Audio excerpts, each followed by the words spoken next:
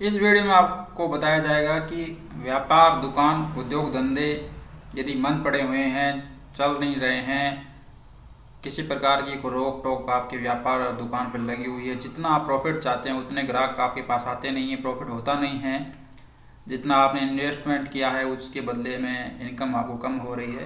तो उन्हीं सब बातों पर यहाँ पर चर्चा करेंगे और ऐसे उपाय आपको बताएंगे, छोटे छोटे उपाय जिनको करके आप अपने व्यापार और दुकान को, जो कि मंदा चल रहा है, उसको तेज़ कर सकते हैं, उसकी स्पीड को बढ़ा सकते हैं।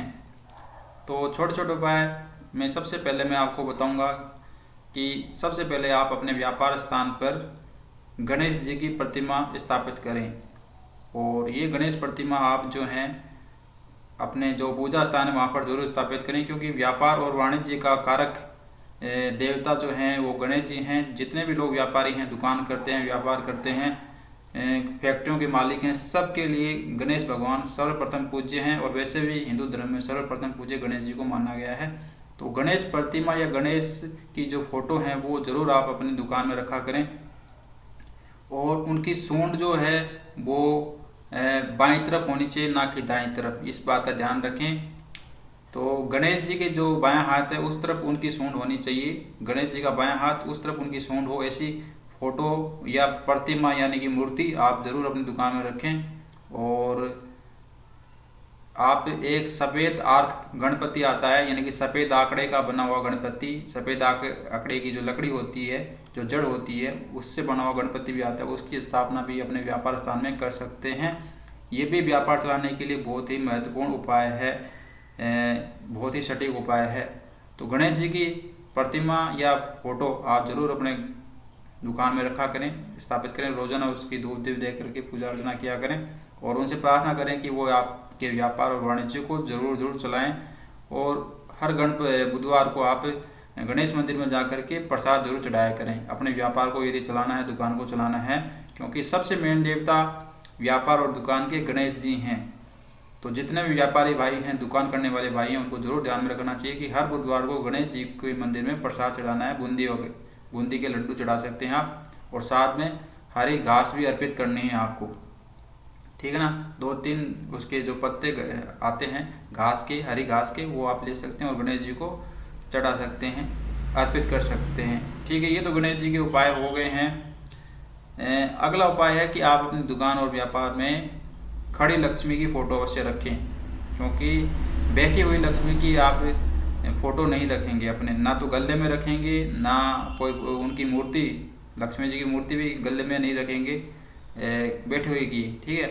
खड़ी लक्ष्मी होनी चाहिए। फोटो रखें तो भी खड़ी लक्ष्मी के लिए में, और कोई मूर्ति ले रहे हैं आप लक्ष्मी जी की तो वो भी खड़ी होनी चाहिए, ठीक है। क्योंकि व्यापार स्थल में ऐसी लक्ष्मी को स्थापित किया जाता है जो आती और जाती रहे, ठीक है ना। क्योंकि जब कोई आपको बंधा हुआ नोट देता है 500 का, 1000 का या 2000 का देता है, 1000 का तो खैर अब नहीं चलता है, लेकिन 2000 का, 500 का नोट तो चल रहे हैं, तो जब देता है तो आपको खुला करके देना पड़ता है, तो लक्ष्मी आती और जाती रहे। इसका मतलब ये है कि इससे आपका व्यापार भी चलता रहेगा। यदि बैठी हुई लक्ष्मी की आप मूर्ति स्थापित कर देंगे तो आपका व्यापार मंदा पड़ सकता है और बंद भी हो सकता है आपका व्यापार। तो इस बात का ध्यान रखना है कि खड़ी लक्ष्मी की फोटो आप अवश्य अपने दुकान में रखें। और आपकी दुकान का जो भी नॉर्थ ईस्ट का कोना है, पूर्व और उत्तर का कोना आप देख लीजिए अपनी दुकान का, वहाँ पर आपको अपना देव स्थान, पूजा स्थान रखना है, ध्यान रखिए। और किसी दिशा में नहीं रखना है, वहाँ पर अपना पूजा स्थान रखिए, लक्ष्मी, खड़ी लक्ष्मी की फोटो रखिए, और वो फ्रेम की हो तो बहुत अच्छी बात है, नहीं तो आप वैसे भी लगा सकते हैं, दीवार पर लगा सकते हैं खड़ी हुई लक्ष्मी की फोटो, और साथ में गणेश हो तो और अच्छी बात है। और यदि आप वो लकड़ी का मंदिर आपने लगा रखा है तो उसमें जो है आप स्पष्ट की माला, जो लक्ष्मी जी को बहुत प्रिय है, और कमल गट्टे की माला को बिछा करके, जो लकड़ी का मंदिर आप अपने रखते हैं दुकान के अंदर या कोई अलमारी वगैरह है वहाँ पर, तो वहाँ पर भी आप लक्ष्मी जी की फोटो जो है स्थापित कर सकते हैं। और पहले जो है कमल गट्टे की माला बिछा ले, जैसे चादर को बिछाते हैं वैसे ही कमल गट्टे की माला आती है, उसको बिछाना है, उसके ऊपर माँ लक्ष्मी जी की फोटो, जो खड़ी लक्ष्मी की फोटो होगी, उसको स्थापित करना है। और मूर्ति स्थापित कर रहे हैं तो खड़ी मूर्ति होनी चाहिए, खड़ी हुई मुद्रा में, ठीक है। तो इससे भी आपका व्यापार चलने की संभावना रहेंगी। और जो भाई बंधु नया व्यापार कर रहे हैं, यानी कि आप स्टार्ट करने वाले हैं कोई नया व्यापार और आपको पता नहीं कि उस दिन क्या करना चाहिए, तो वो तो जो सामान्य पूजा पाठ होती है वो तो आप करेंगे ही करेंगे। साथ में आपको 7 मिट्टी के कलश लेने हैं, जो छोटे छोटे आते हैं कलश, 7 कलश लेने हैं, उनमें 7 प्रकार के अनाज भरने हैं आपको, ठीक है। ऊपर से लाल कपड़ा उसके ऊपर बांध देना है, मोली से या लाल धागे से, ठीक है।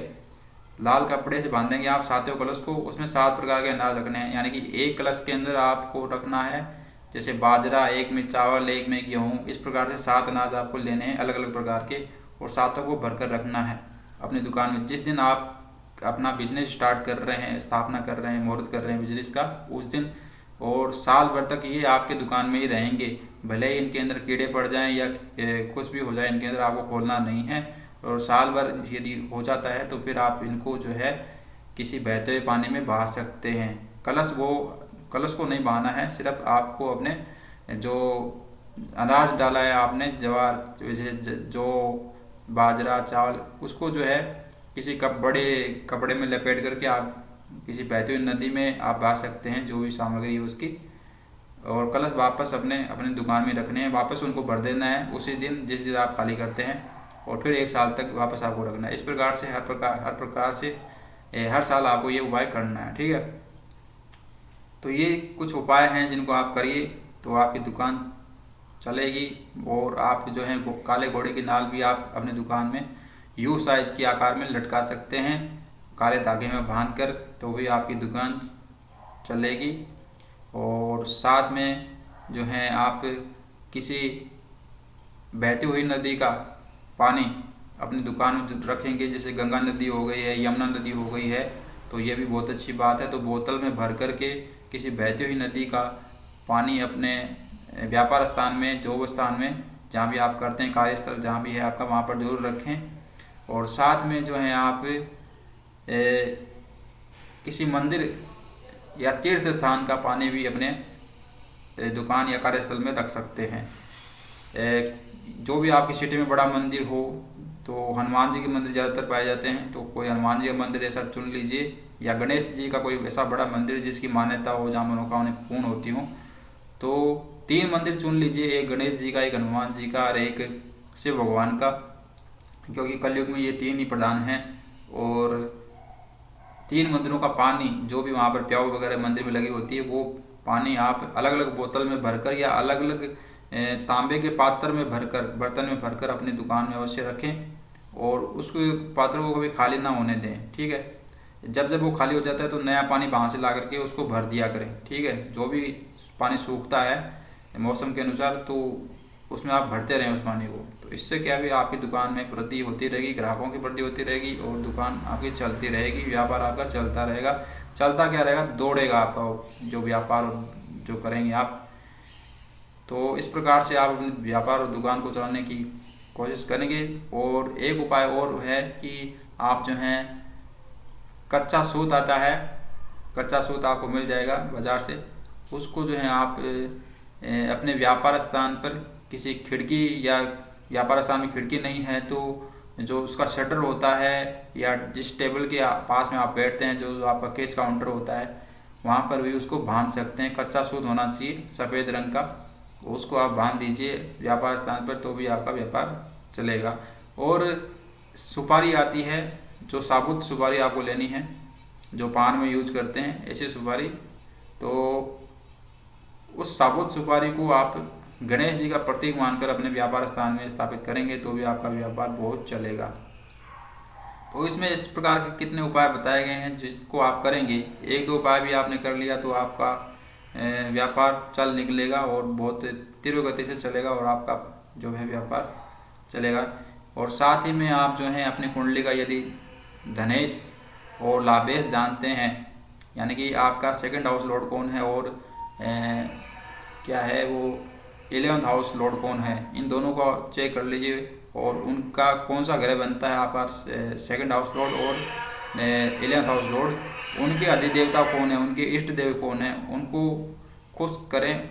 और उनका जो भी वार है उस दिन उनके मंदिर में जाकर प्रसाद चढ़ाएं, या फिर उनके मंत्रों का आप जाप कर सकते हैं, तो भी आपको लाभ होगा, धन का होगा।